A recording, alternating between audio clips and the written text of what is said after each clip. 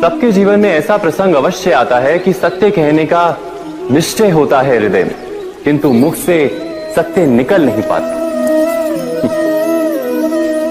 कोई भय मन को घेर लेता है।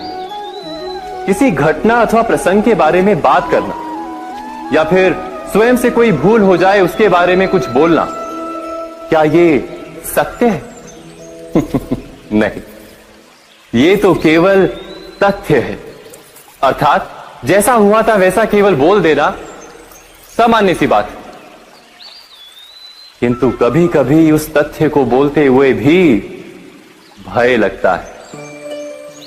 कदाचित किसी दूसरे की भावनाओं का विचार आता है मन, दूसरे को दुख होगा ये भय भी शब्दों को रोकता है। तो ये सत्य क्या है? क्या हमने कभी विचार किया है? जब भय रहते हुए भी कोई तथ्य बोलता है तो वो सत्य कहलाता है। वास्तव में सत्य कुछ और नहीं, केवल निर्भयता का दूसरा नाम है। और निर्भय होने का कोई समय नहीं होता, क्योंकि निर्भयता आत्मा का स्वभाव है। अर्थात क्या प्रत्येक क्षण सत्य बोलने का क्षण नहीं होता?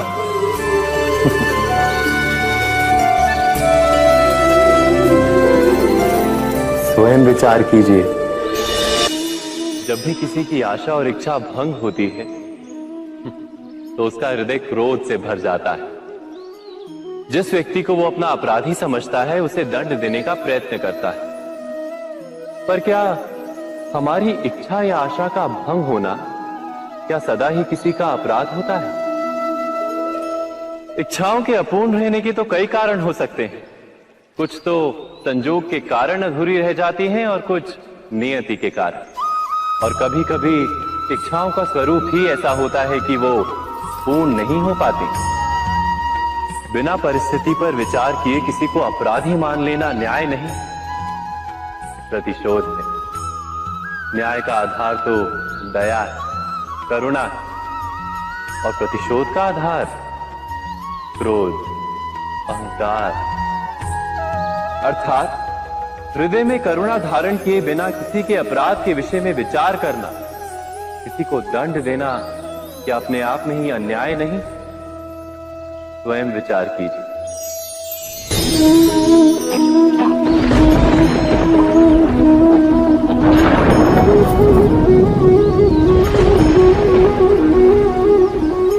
सपनों और पूर्वाभासों के आधार पर हम भविष्य के सुख दुख की कल्पना करते हैं।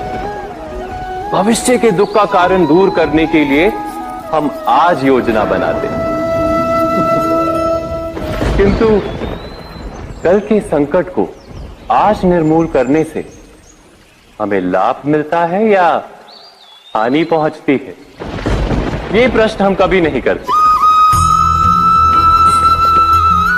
सत्य तो ये है कि संकट और उसका निवारण साथ जन से, व्यक्ति के लिए भी और सृष्टि के लिए भी।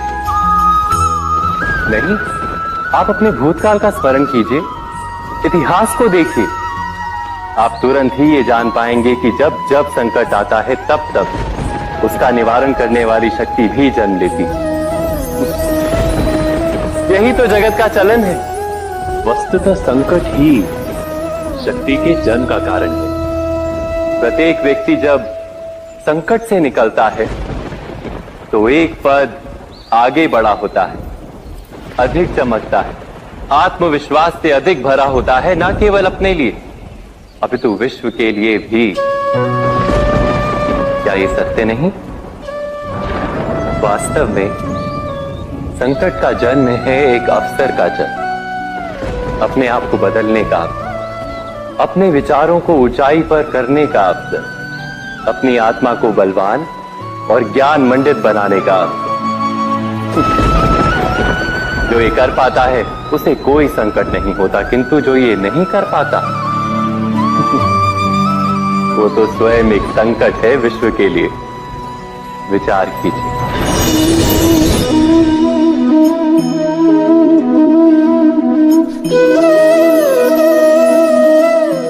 परंपरा में धर्म बसता है और परंपराएं ही धर्म को संभालने का कार्य करती हैं, ये सत्य है। पर क्या केवल परंपरा ही धर्म है? विचार कीजिए। सत्य तो यह है कि जिस प्रकार पाषाण में शिल्प होता है, उसी प्रकार परंपरा में धर्म होता है। इस पत्थर में शिल्प है, ये पत्थर शिल्प नहीं। शिल्प को उजागर करने के लिए उसे तोड़ना पड़ता है, अनावश्यक भागों को दूर करना पड़ता है। ठीक उसी प्रकार परंपराओं में धर्म ढूंढना पड़ता है। जिस प्रकार इंद्र पूजा की परंपरा को तोड़कर गोवर्धन पूजा का धर्म ना ढूंढा जाता, तो यादवों को उनकी मुक्ति का मार्ग नहीं मिल पाता। अर्थात परंपरा को पूर्णता छोड़ देने वाला धर्म से वंचित रह जाता है और परंपरा का अंध अनुकरण करने वाला भी धर्म को प्राप्त नहीं कर पाता। कहते हैं हंस के पास नीर क्षीर विवेक होता है। दूध में मिले पानी को छोड़कर केवल दूध ही ग्रहण करता है। तो क्या सच्चा धर्म प्राप्त करने के लिए हृदय में ज्ञान से जन्मा विवेक आवश्यक है? और ऐसे विवेक के बिना जिसे धर्म मान भी लिया जाए, जो वास्तव में धर्म ना भी हो, ऐसा भी तो हो सकता है। स्वयं विचार कीजिएगा।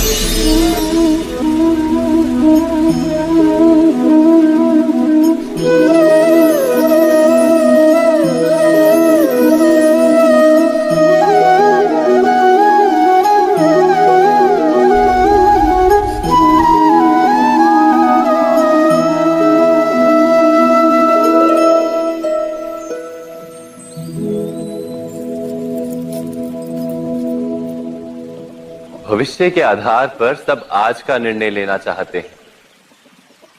भविष्य में सुख मिले, भविष्य सुरक्षित हो, ऐसे निर्णय आज लेने का प्रयत्न रहता है सबका। आप अपने जीवन को देखिए। क्या आपके अधिकतर निर्णय के पीछे भविष्य का विचार नहीं होता? और हो भी क्यों ना।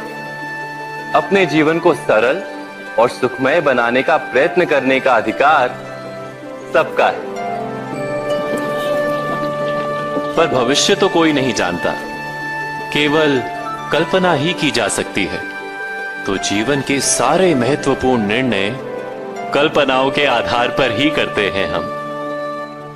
क्या निर्णय करने का कोई तीसरा मार्ग हो सकता है? विचार कीजिए। सारे सुखों का आधार धर्म है और वो धर्म मनुष्य के हृदय में बसता है। तो प्रत्येक निर्णय से पूर्व स्वयं अपने हृदय से ये प्रश्न अवश्य पूछ लेना कि ये निर्णय स्वार्थ से जन्मा है या धर्म से। क्या इतना पर्याप्त नहीं?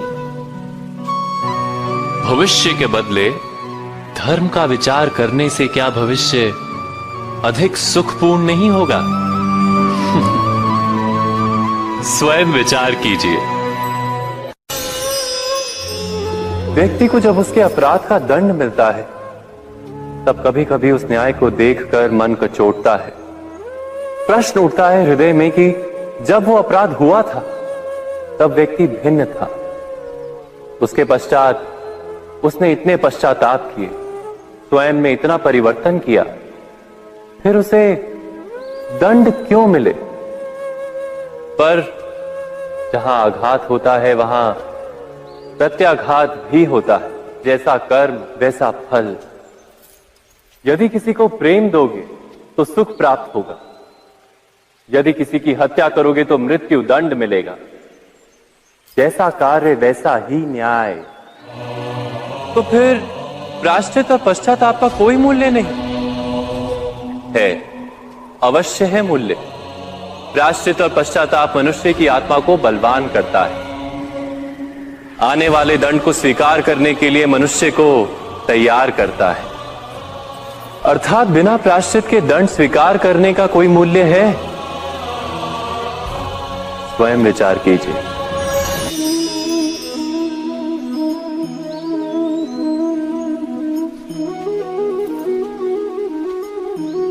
जब अपने किसी अच्छे कार्य के उत्तर में दुख प्राप्त होता है अथवा किसी को उसके दुष्ट कार्य में सुख मिलता है तो मन अवश्य ये विचार करता है कि अच्छा कार्य करने का, धर्म के मार्ग पर चलने का तात्पर्य क्या है। पर दुष्ट आत्मा को क्या प्राप्त होता है ये भी देखिए। दुष्टता करने वाला हृदय सदा चंचल रहता है, अकुलाता रहता है। मन में सदा नए नए संघर्ष उत्पन्न होते हैं। अविश्वास उसे जीवन भर दौड़ाता है। क्या ये सुख है? जबकि धर्म पे चलने वाले, अच्छा कार्य करने वाले, सच्चरित्र व्यक्ति का हृदय शांत रहता है। परिस्थितियां उसके जीवन के सुख में बाधा नहीं बनती। समाज में सम्मान और मन में संतोष रहता है सदा। अर्थात अच्छा बर्ताव भविष्य में किसी सुख का मार्ग नहीं। अच्छा बर्ताव स्वयं सुख अथवा बुरा बर्ताव भविष्य में किसी दुख का मार्ग नहीं। अधर्म उसी क्षण दुख उत्पन्न करता है। धर्म से सुख नहीं, धर्म स्वयं।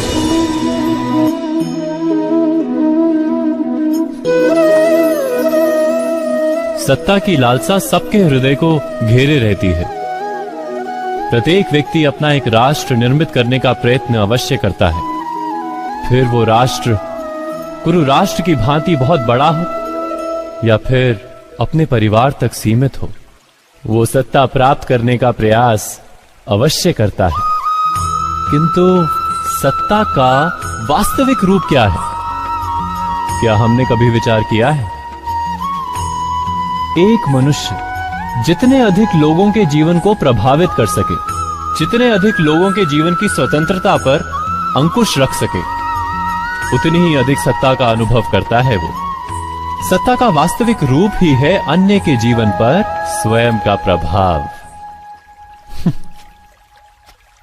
किंतु क्या वास्तविक प्रभाव प्रेम, दया, करुणा और धर्म से निर्मित नहीं होता? जब भी मनुष्य कठोरता और अधर्म से सत्ता प्राप्त करने का प्रयत्न करता है, तब वो दूसरों के हृदय में विरोध अथवा विद्रोह को जन्म देता है। और परिणाम कुछ इस प्रकार। हां, कुछ समय के लिए वो स्वयं को प्रभावी और शक्तिशाली अवश्य पाता है, किंतु वो वास्तविक सत्ता नहीं। यही कारण है कि भृगु और वशिष्ठ जैसे ऋषियों की आज भी पूजा की जाती है, रावण और हिरण्यकशिपु की नहीं। इस पर तो आप विचार अवश्य करें। सत्य कहा ना?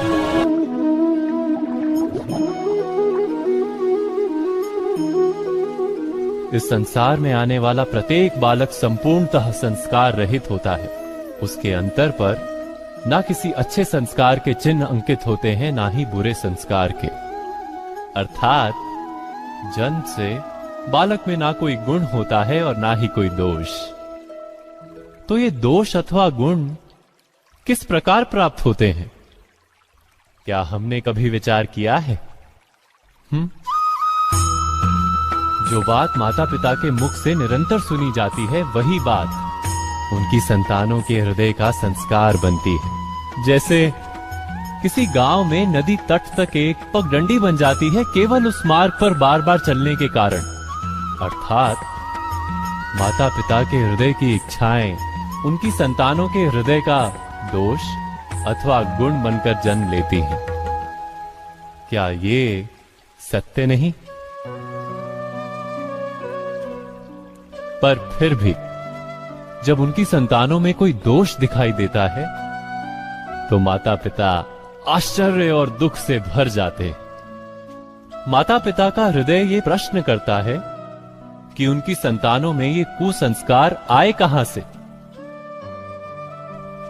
सत्य तो यही है कि माता पिता अपनी संतानों को अनजाने में ही कुसंस्कार के बीज दे देते हैं, जो उनके संतानों की हृदय भूमि पर कुसंस्कार का वृक्ष बनकर उगता है।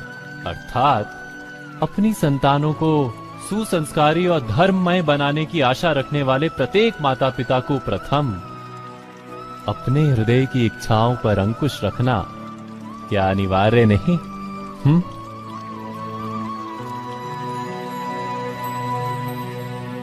प्रत्येक माता पिता इस पर विचार अवश्य कीजिएगा।